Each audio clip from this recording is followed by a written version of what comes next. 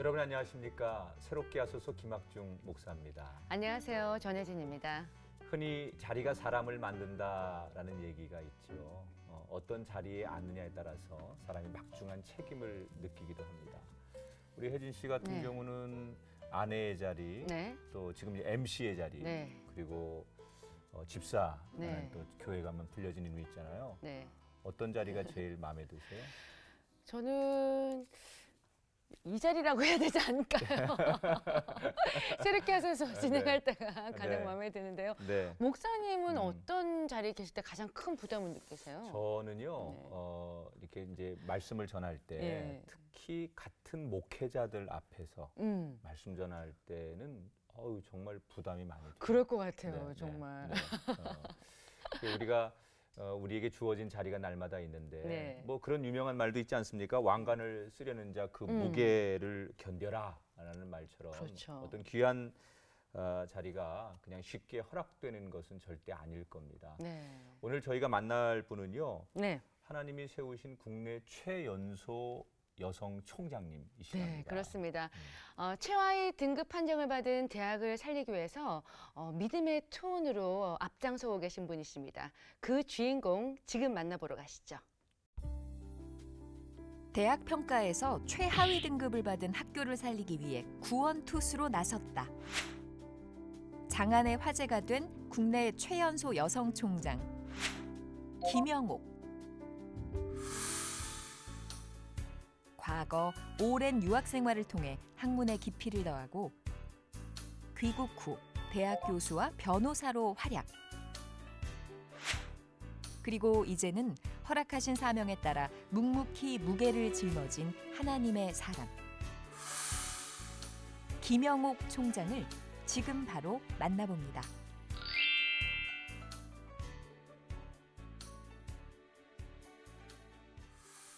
네, 어서 오세요, 총장님. 반갑습니다. 아유, 우리가 지금 역사의 한 주인공을 뵙는 그러니까요. 거잖아요. 국내 네. 최연소 여성 총장님, 네, 김영옥 그렇습니다. 총장님 어서 오세요. 요즘 너무 바쁘시죠? 네, 바쁘게 지내고 있습니다. 네. 감사합니다. 이렇게 예. 불러주셔서. 우리 시청자분들께 인사 한번 좀 해주세요. 네, 안녕하세요. 사실 저는 이 자리에 제가 나와도 되는지 걱정을 많이 했었는데요. 이렇게 불러주셔서 오게 됐습니다. 루터대학교 총장 김영옥입니다. 반갑습니다. 네. 작년에 취임하신 거죠? 네, 작년 공식적으로는 12월에, 11월에 취임을 했습니다. 네. 네. 정말 따끈따끈한. 그러니까 느껴지죠 온기가. 네. 아니, 최연소 여성 총장님이시잖아요. 네. 여자 나이 이렇게 말씀드리면 안 되지만 네. 만 46세에 되셨다고 들었습니다. 네. 좀 부담이 좀 되시겠어요. 어떠세요? 네, 뭐 총장이라는 그 이제 이름으로 불리는 게 아직은 좀 익숙하지 않아서 네. 주변에서 총장님 할 때 저를 부르는 것인가 네. 다소 당황할 때도 있었는데 뒤를 돌아 부르시죠. 네, 이제 익숙해지려고 노력하고 있습니다. 네. 네.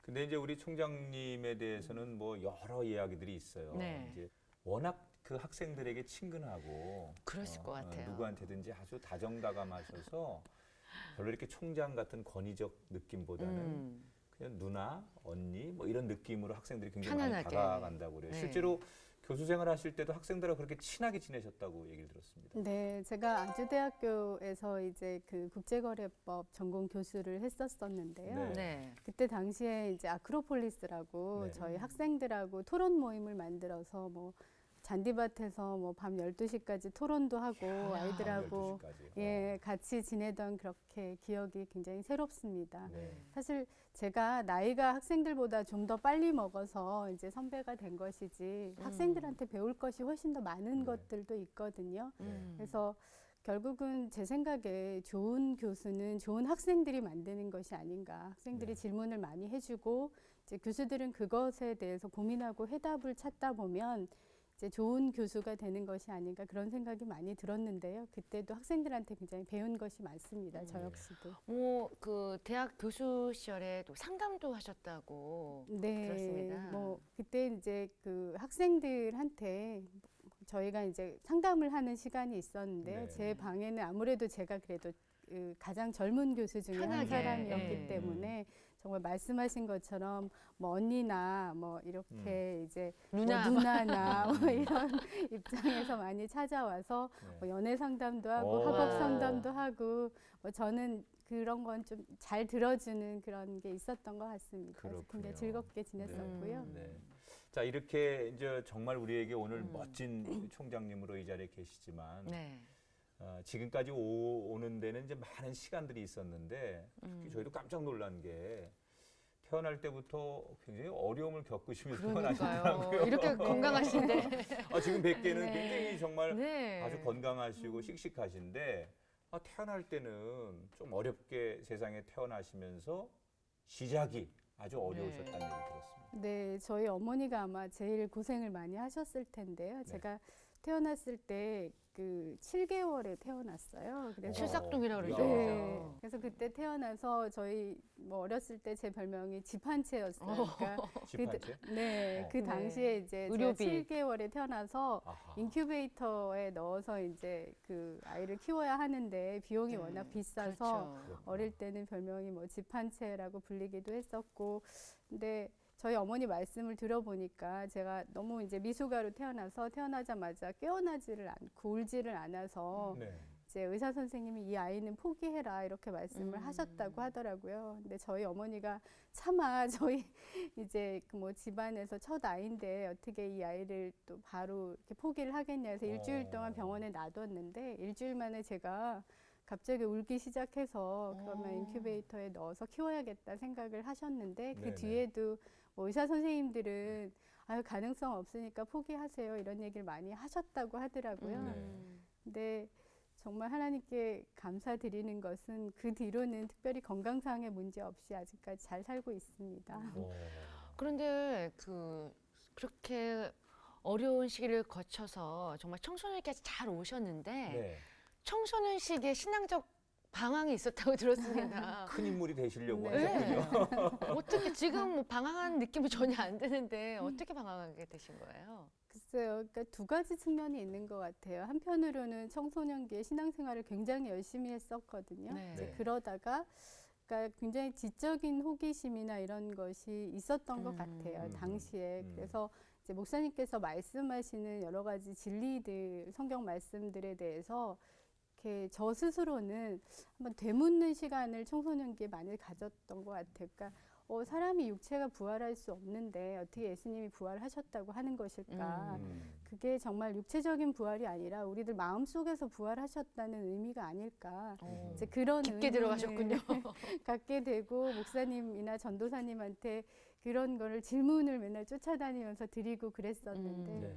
아마 그런 모습이 조금 방황하는 모습이 아니었을까 생각이 듭니다. 근데 다른 한편으로는 또 그런 계기가 있어서 신학에 대한 관심을 가지게 됐고 또 그 관련된 책들을 보면서 나름대로는 제 스스로 답을 찾아가려고 노력했던 시기가 있었습니다. 그럼 이제 신앙생활은 어릴 적부터 네, 어릴 때부터 신앙생활을 어머니께서 했습니다. 예, 모태- 어머니와 뭐 저희 주변의 이모들을 따라서 아하. 뭐 교회 가는 줄도 모르고 엎혀서부터 어렸을 때 네. 교회를 다니게 됐습니다.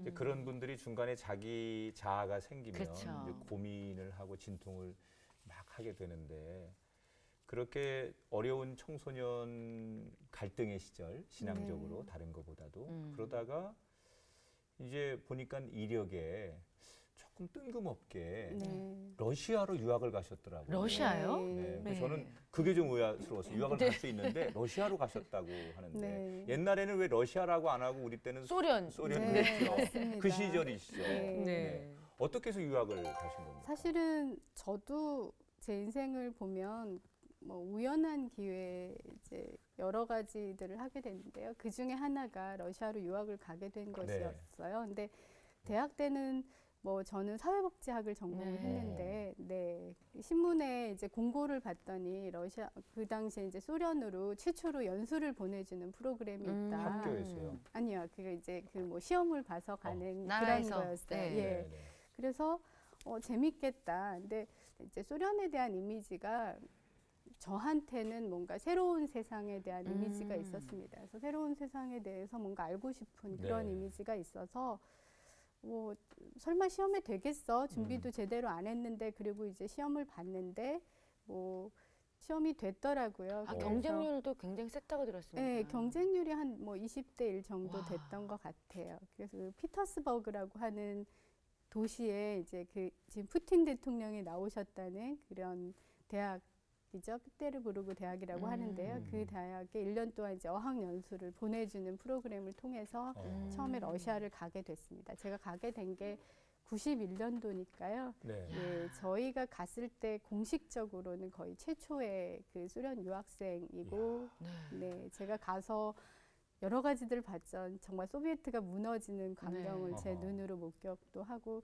저한테는 개인적으로 참 재미있는 시간이었습니다. 아니, 근데 정말 대단하신 게요. 네. 보통 사람들에게 이제 나이가 좀 먹으면 다시 되돌아가고 싶은 때가 언제냐 그러면 보통 이제 20대라 20대. 그러죠. 예. 그때가 제일 자기의 네, 인생의 젊음이 아름다울 있을 때. 때잖아요. 네. 근데 우리 총장님은 난 20대로 별로 돌아가고 싶지 않다 이렇게 인터뷰하셨대요. 네. 그 이유가 네. 너무 공부하는 게 힘드셨다는 거예요. 세상에. 얼마나 공부를 어떻게 하셨습니까?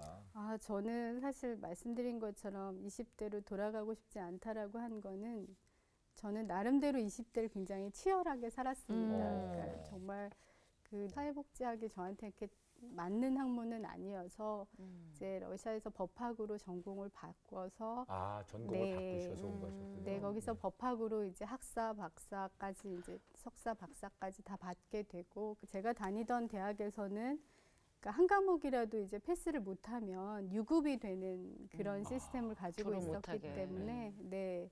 그러니까 공부를 열심히 했어야 됐고 당시에는 또 외국에서 온 유학생들이 거의 없었어요. 그래서 거의 러시아 친구들하고 동일하게 수업을 받고 시험을 봐야 되고 공부를 하지 않으면 이제 답변을 할 수가 없기 때문에 점수를 제대로 못 받고 뭐 점수를 못 받으면 이제 학년을 올라갈 수가 없고 그래서 중간에 여러 번 포기할까 그런 고민들도 많이 하게 되고 근데 또 공부를 하다 보니까 나름 재밌는 점도 있고 그래서 하루에 뭐 시험 볼 때는 12시간 뭐 거의 어떤 때는 밤잠 안 자고 공부를 했던 것 같습니다. 그냥 우리가 소위 알고 있는 공부벌레처럼 공부만 네, 하신 당시에는 좀 네. 열심히 공부를 했었던 것 같아요. 건데. 러시아에 몇 년 동안 계셨습니까? 네, 제가 91년부터 2002년에 이제 박사학위를 받고 귀국을 했으니까요. 10년이 좀 넘게 있었던 것 이야. 같아요. 네. 그러면 20대를 쭉 러시아에서 보내셨어요? 네, 저는 결혼도 하게 되고 그래서 아, 러시아에서요? 그래서 네, 오래 살게 되었습니다. 그러면 혹시 러시아 분하고 결혼하신 거예요? 아, 그랬으면 좋았을 텐데요.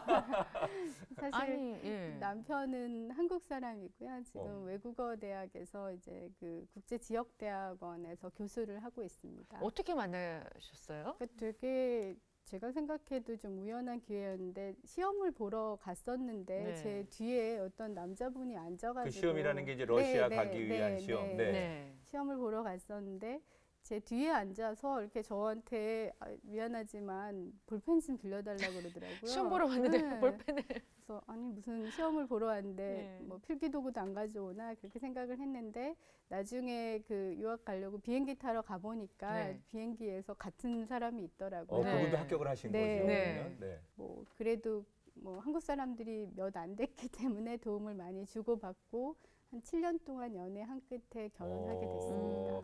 그 얘기가 좀 풀린다. 네. 그러니까는 왜 있었을까? 이분이 뒤에서 이렇게 톡톡 친 거는 볼펜이 없어서가 아닐 거고 분명히 다 의도한 바가. 약간은 뭐 이렇게 작업성 뭐 이런 것들도 있으셨을 것 같고 그럼 곧바로 이제 법을 공부하시고 변호사가 되신 겁니까? 아니요. 처음에 첫 직장은 제가 이제 2002년에 그 4월에 박사학위를 받았고요. 네. 바로 서울대에서 국제문제연구소라고 외교학과 산하에 있는 연구소가 있어요. 네. 거기서 이제 연구 교수로 처음 한국에서의 직장 생활을 시작하게 됐습니다. 그러면은 이제 남편분도 학위 마치시고 우리 총장님도 그 당시 학위 마치고 네. 또 직장도 서울대학교에서 네. 교수로 서시고 뭐 이제는 좀 어떤 힘든 편안한 시간을 안정기. 보내시고 네. 행복한 시간을 이제 누릴 수 있는 즈음에 네. 첫 아이를 출산하면서 네. 굉장히 고통스러운 시간들을 보내셨다고요. 그러니까 본인이 태어날 때도 어렵게 힘들게 태어나셨는데 태어나셨는데. 이제 엄마가 되어서 네. 이제 아이를 출산하는 과정 속에서 그 아이 때문에 힘들어하는 그 엄마의 어떤 고통 이런 것을 느끼셨다고 하는데 어떤 상황이었습니까? 그러니까 사실 제가 돌아보면 제 인생에서 가장 힘든 시기가 아마 저희 아이를 출산하는 그 시점이었던 것 같아요. 근데 저희 아이가 이제 태어났을 때 남편은 뭐 제가 이제 아기 낳을 때 잠깐 왔다가 또 러시아에 공부를 하러 들어갔어야 됐었고요. 그래서 저 혼자 이제 아이를 돌보고 있었는데 아이가 유문협착이라고 하는 그런 이제 합작증. 병이 있어서 수술을 받는 과정이 있었어요. 네. 그러니까 처음에는 이제 아기가 태어났는데 아무것도 먹지를 못하더라고요. 그래서 먹으면 모든 걸 다 토해내고 그러니까 이제 성장이 안 되는 거죠. 그래서 네. 바로 이제 수술을 하게 돼서 이제 수술실에 들어가 있는데 그 순간 많은 것들이 이제 스쳐가더라고요. 아이가 깨어나지 않고 이대로 정말 세상에 없을 수도 있을까 이런 생각을 하니까 엄마로서는 정말 처음 겪는 힘든 순간이었던 것 같아요. 그래서 아이가 수술실에 들어가 있는 동안 처음으로 정말로 간절하게 기도를 드렸습니다. 왜냐하면 제가 할 수 있는 게 아무것도 없더라고요. 세상에 제가 사랑하는 존재가 지금 수술을 받고 있는데 제가 할 수 있는 일은 정말 기도하는 일밖에 없었던 시간이었던 것 같아요. 그래서 당시에 기도할 때는 정말 이 아이를 살려주시면 이 아이는 주님 뜻 안에서 키우겠습니다. 이제 그런 기도도 드리고 그랬었는데 과거에 제가 했던 신앙생활에 많은 것들이 반성이 되더라고요. 네. 그러니까 저는 그래도 뭐 철학이나 신학도 좋아하고 법학을 이제 전공을 했으니까 이성적인 그 능력이라고 하는 게 굉장히 중요하다라고 생각을 하는 사람이었기 때문에 네. 그러니까 무조건 이제 믿어야 한다 하는 그런 신앙을 그렇게 추구하진 않았었거든요. 근데 그 아이가 아프면서 아, 정말 내가 했던 신앙이라고 하는 것이 굉장히 교만한 것이었구나. 정말 주님 앞에 어떻게 보면 아무것도 할 수 없는 순간에 기도밖에 할 수가 없는데 내가 그동안에 나의 어떤 이성적인 면을 믿고 이제 어떤 신앙을 함에 있어서 굉장히 교만하게 했구나. 진심으로 믿어야 하는 것이고 예수님의 부활도 정말 진심으로 믿지 않고 내가 그것에 대해서 이성적으로 계속 분석하려고 하는 신앙을 가지고서는 정말 극복이 안 되는 것들이 많겠구나. 그런 깨달음이 사실은 아이가 아프고 힘들게 되니까 제 스스로가 이제 그런 생각들을 많이 하게 됐고 다행히 저희 아이는 이제 수술을 받았고 여러 차례 이제 수술을 더 받아야 된다고 의사 선생님 그러셨는데 다행히 회복이 잘 돼서 이제 지금까지도 건강하게 잘 지내고 있습니다. 정말 저는 그 부분에 대해서는 항상 생각해도 감사드릴 수밖에 없는 그런 부분입니다. 정말 큰 아이를 통해서 좀 하나님께서 그 진리를 깨닫게 하신 게 아닌가 싶어요. 그동안은 어떻게 예. 보면 좀 이론적인 신앙, 네. 뭐 그렇죠. 내가 지성적으로 이해할 수 있는 선에서 믿으려고 했던 네. 그런 신앙이었는데 정말 이 가슴으로 또 내 온몸으로 체험하는 그런 네. 신앙이 고백하게. 예, 계기가 아니었을까 네, 생각이 그런 드는데 계기였던 지금 것 그러면 같습니다. 첫째 아이 이후에 또 슬아의 자녀가 있으세요? 네, 둘째가 이제 중학교 3학년 올라가고요. 그 무서운 중2병을 네. 잘 이겼습니까? 그러니까 이 여학생들은 중2병이 아니더라고요. 네. 중1부터 중1부터, 벌써 예, 시작이 맞아. 되더라고요. 조숙해서 요즘. 조숙하기 때문에. 근데 제가 이렇게 여러 가지 아이들한테 네. 사실은 굉장히 미안하게도 항상 일하는 엄마였기 때문에 필요할 때마다 항상 옆에 있어주지 못해서 되게 네. 미안한 생각이 들었었는데 그래서 아이가 이제 중학생이 되면서 제가 교회에서 이제 네. 중학생들 가르치는 교사로 좀 일을 해봐야겠다. 그래야 저희 아이도 제가 주일이라도 좀 돌볼 수 있겠다 해서 교사를 했고 그러면서 이제 아이하고 대화도 많이 하게 되고 그래서 다행히도 중2병이 좀 긍정적으로 지나간 것 같습니다. 다행이네요. 축하드립니다. 네, 감사합니다. 정말 축하받을 일이더라고요. 청소년 교사를 하셨어요? 네, 지금도 이제 청소년 교사를 하고 있고요. 네. 물론 학생들 입장에선 학부모이자 교사이니까 부담스러울 거예요. 근데 네. 저는 또 제가 교사를 하지 않았으면 이 정말 사춘기에 방황하는 이 중2병 학생들 이해를 잘 못했을 것 같은데 제가 교사를 하니까 그런 부분은 좀 더 학생들 입장에서 이해하게 된 그런 장점도 있습니다. 이제 막내 딸은 그 네, 따님이고 네. 그때 처음에 그렇게 아팠던 우리 첫째는 네. 아들이었나요? 그 아들은 네. 지금 몇 살입니까? 아들은 이제 대학교 2학년 이야. 이제 되고요. 네. 저희 든든하시겠어요. 가족들 중에는 그런 뭐 요리나 예능에 예. 그 달란트가 없는데 이 친구는 이제 네. 요리를 하겠다고 해서 어, 네. 지금 건강한 거죠? 네, 네, 그렇습니다. 이야. 그래서 이 친구는 이제 뭐 대학에서 뭐 그 호텔 조리학과 뭐 네. 이런 거를 전공을 하고 있습니다. 정말 셰프로 나가려고. 네, 저희 그런 피가 없는데 참 네. 신기하다. 누군가 있을 거예요. 아직 네, 몰라서 그럴 그러시죠. 것 같습니다. 제가 요리하는 건 좋아합니다. 네. 맛을 떠나서. 그런 게 있죠. 숨겨진 재능이.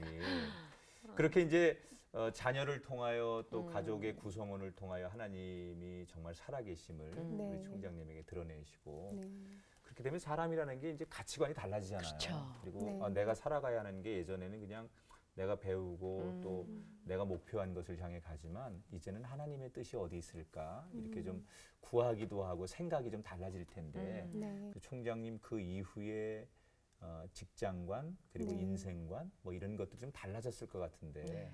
어떻게 하나님께서 인도를 그 이후에 해주셨습니까? 사실 저는 이제 가끔 제가 생일이 11월 13일이거든요. 네. 근데 그날이 그 성 어거스틴 탄생일이라고 아. 하더라고요. 네.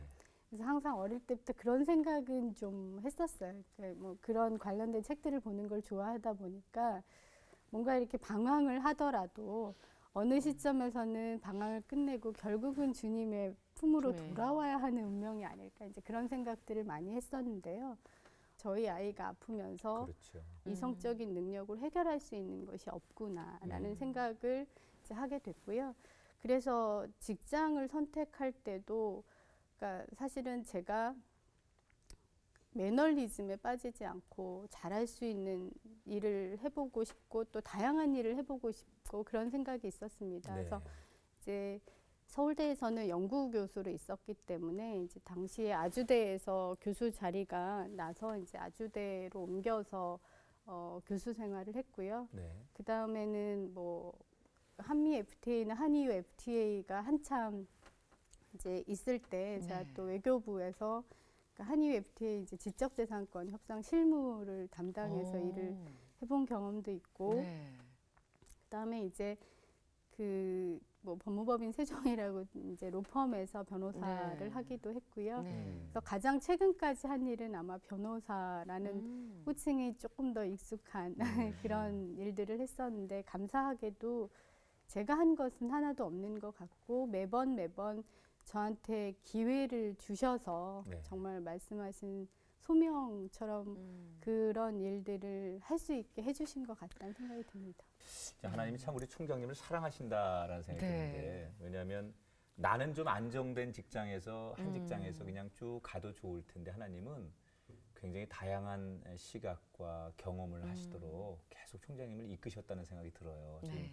보니까 서울대학교에서 아주대학으로 또 여러 가지 외교적인 관계, 정부가 하는 일, 그다음에 또 변호사 이런 일들은 뭐 능력이 꼭 있다고 해서 되는 게 아니라 그렇죠. 네, 그런 기회들을 그때 열려야지만. 하나님께서 열어주셨는데 이제 오늘 그런 얘기를 쭉 들으면서 제 머릿속에 스치는 것은 네. 아하 그렇구나 라고 저는 느껴지는데 아마 총장님도 그러실 것 같아요. 지금 우리나라의 이제 최연소 여성 총장으로 이제 취임을 하셨잖아요. 어쩌면 이것 역시 하나님께서 그런 여러 가지 경험을 통해서 또 신앙의 고백을 통해서 그것도 신학대학의 총장으로 세우신 건 아닐까 이런 생각이 드는데 그 부분을 좀 얘기를 좀 듣고 싶은데 우선 어떻게 해서 최연소 여성 총장이 되셨는지 비결이 있을 것 같습니다. 네, 그러니까 사실은 여기까지 오는 것도 뭐 저 개인적으로는 굉장히 우연한 기회를 통해서 오게 됐습니다. 네. 그러니까 제가 이제 집 근처에 있는 굉장히 큰 대형 교회를 섬기고 있었어요. 근데 네. 어느 날 좀 예배에 늦어서 이렇게 모니터를 보면서 예배를 드리게 됐어요. 영상 예, 네. 영상으로 이제 예배를 드리면서 내가 지금 뭐 하고 있는 걸까? 조금 그때 당시에는 작은 교회를 좀 섬기고 싶다 이런 이제 생각이 들더라고요. 그래서 이제 집 근처에서 작은 교회를 섬길 수 있는 데가 어디가 있을까? 근데 2달 정도를 이제 기도도 드리고, 네, 이제 그랬었는데요. 저희 동네에서 이렇게 길을 가다가 이제 작은 이제 베델 교회라고 하는 교회가 보이더라고요. 네. 그래서 뭐 누가 거기를 뭐 초대한 적도 없고 그랬었는데 제가 그냥 들어가서 어느 날부턴가 이제 예배를 보러 가고 저희 아이들도 같이 가서 예배를 드리게 되고 그렇게 되면서 이제 그 교회하고 인연을 맺었는데요. 그 교회 담임 목사님이 지금 루터교 총회장을 하시는 김철환 목사님이셨어요. 그래서 제가 그 교회를 한 8년 정도 섬겼고 이제 그 섬긴 교회 목사님께서 총회장이 되시고 이제 그러면서 저한테 이사 자리를 제안을 해주셨어요. 루터대학교에. 네. 네. 그래서 루터대학교에서 이사를 하게 되었었는데 이제 루터대학교가 등급 평가나 이런 거를 최근에 잘 못 받다 보니까 이제 구조 개혁을 해야 되겠다 이렇게 이제 이사회에서 여러 가지 논의들이 있었고요. 그래서 네. 이사회에서 제가 비상대책위원을 맡아서 이제 루터대학교를 이사회 차원에서 살릴 수 있는 게 무엇이 있을까? 그래서 새로운 총장님을 모셔오는 게 이제 좀 우선 급한 일이다. 이제 그렇게 얘기가 돼서요. 네. 저희 이사회 차원에서도 공고도 내고 이제 그 외부에서도 정말 좋은 분을 모셔와서 이제 새로운 총장님 이하에 이제 구조 개혁을 할 수 있도록 도와야 되겠다 이런 생각을 했었고 외부에서 이제 공모를 하는 과정에서 이제 많은 분들이 오시지는 않았어요. 그래서 결국은 이사장님이 그렇게 되면 이사 중에 한 분이 총장을 하는 게 어떠냐 이제 이렇게 이야기가 모아졌고 근데 저는 이제 여러 번 고사를 하다가 결국은 이제 알겠습니다. 제가 순종하는 또 마음으로. 받아들이겠습니다. 그래서 총장 자리를 수락해서 오늘 이 자리에 있게 됐습니다. 근데 작년에 정말 아쉽게도 최하위 등급 판정을 받은 대학교였잖아요. 네.